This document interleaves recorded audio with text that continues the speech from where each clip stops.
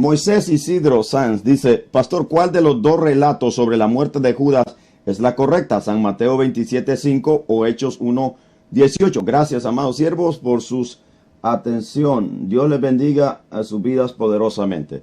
Esto es lo bueno, estas preguntas son las que me gustan. ¿Por qué? Porque Amén. podemos explicarlas de una manera tan sencilla. El relato es el mismo. El relato es el mismo.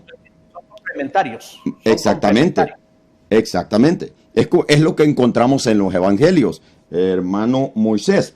Encontramos a Mateo con un relato, encontramos a Marcos con otro relato del mismo acontecimiento y encontramos a Lucas con otro relato del mismo acontecimiento. Un ejemplo. Le voy a poner un ejemplo de esto. Ahí voy, Pastor Selvin, con este cuadro. Supongamos que usted lo encuentro en la esquina de una calle. Y yo digo, ¿saben qué? Me encontré al pastor en la esquina de la calle X. Pero vengo, le dije a una persona, encontré al pastor Selvin en la esquina de la calle X. Cualquier calle. Luego le digo digamos a otra persona, ¿saben qué? Me encontré al hermano Selvin en la calle tal. O cerca de la calle tal. Dije al otro, le dije en la esquina. Pero a este le digo cerca de la calle tal. Y vengo y me encuentro a otra persona y le digo, me encontré al pastor Selvin pasando por la calle tal. O sea, ¿cuál de los tres relatos es el correcto? Es el mismo. Es el mismo. Iba pasando por la esquina de la calle tal y iba por la calle tal. O sea, el relato es el mismo. Así son los evangelios. Un ejemplo, Mateo dijo de 2 endemoniados. Lucas dice de un endemoniado. Mateo habla de 2, creo que Mateo y Marcos habla de 2 ciegos en Jericó. Creo que Lucas habla solo de Bartimeo. Creo que es Lucas o Juan. No estoy equivocado, pastor. Entonces, es lo mismo. Ahora, es un complemento. Ahora, le voy a contestar al hermano Moisés, pastor, con esto. Dice Mateo 27 que Judas, después que entregó las piedras, 27:5. Y dice, y arrojando las piezas de plata, en el templo salió y fue y se ahorcó. Ahora, ¿qué dice Hechos 1:18? Que fue lo que está narrando el apóstol Pedro. Dice así.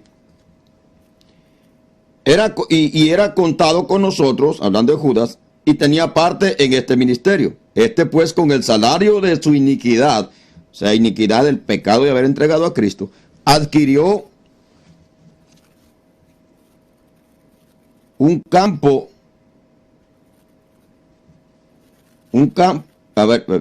adquirió un campo y cayendo de cabeza se reventó por la mitad y todas sus entrañas se derramaron. Ahora, ¿por qué Pedro dice esto?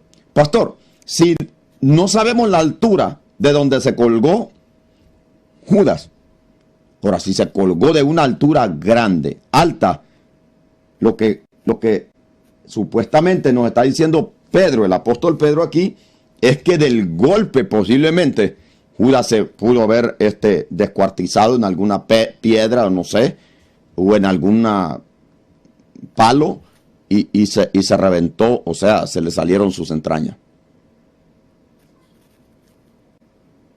Pastor. Así es. Por eso es que los evangelios, los 3 evangelios, Mateo, Marcos y Lucas, se les llama evangelios sinópticos, o que quiere decir con mensajes parecidos. Siervo, quería decir algo, permítame. Okay. Dije que Judas cayó de cabeza.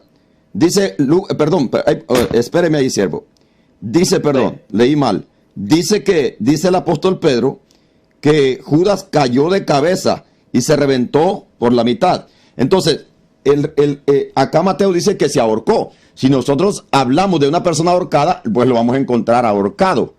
Entonces lo que se cree es que sí se ahorcó, pero supuestamente se reventó la rama o el árbol y cayó de cabezas abajo. Eso me faltó que explicar.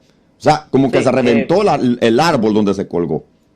Eso es lo que yo iba a explicar. Que el evangelio, los evangelios, a excepción de Juan, porque Juan, todos los relatos de Juan son únicos. Son relatos que no aparecen en los otros evangelios. O sea que como que Juan se dio a la tarea de escribir relatos que no los tomaran en cuenta nosotros historiadores o los otros evangelistas. Y tal vez no quiso repetir lo que ellos ya habían repetido, ¿no? Porque entre los tres repiten los mismos acontecimientos. Entonces, en este caso, lo que estos tres evangelistas escriben, como van dirigidos a destinatarios diferentes. Por ejemplo, si nosotros vemos el libro de Lucas, se nos explica claramente que iba dirigido hacia una persona de una alta jerarquía entre los griegos. Este Teófilo era una persona de eminencia. Así que entonces, como iba dirigido a diferentes destinatarios, así como las cartas van dirigidas a diferentes destinatarios, las de Galacia para los Gálatas, los de Tesalónica, los de Corinto, y así por el estilo. Entonces, cuando ellos escriben, ellos tomaron los datos que más les llamaron la atención. Entonces, como lo que estaba explicando usted, del que me encontró por una esquina. Entonces, en este caso, usted viene y dice, yo encontré al pastor Selvin allí por la esquina de la calle tal. Pero otra persona que le preguntan, ¿y usted dónde lo vio? No, yo lo vi enfrente del negocio tal.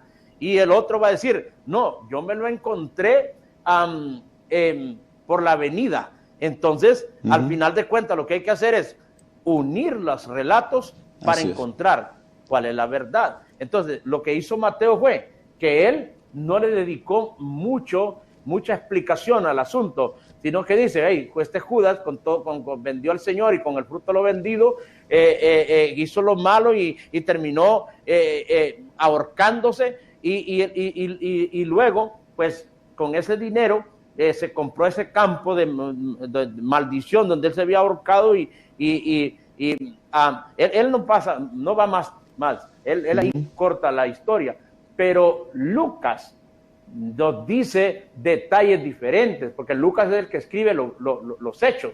Lucas escribe los hechos. O sea que cuando él escuchó el relato de Pedro, entonces él tomó nota y dijo, esto fue lo que dijo Pedro.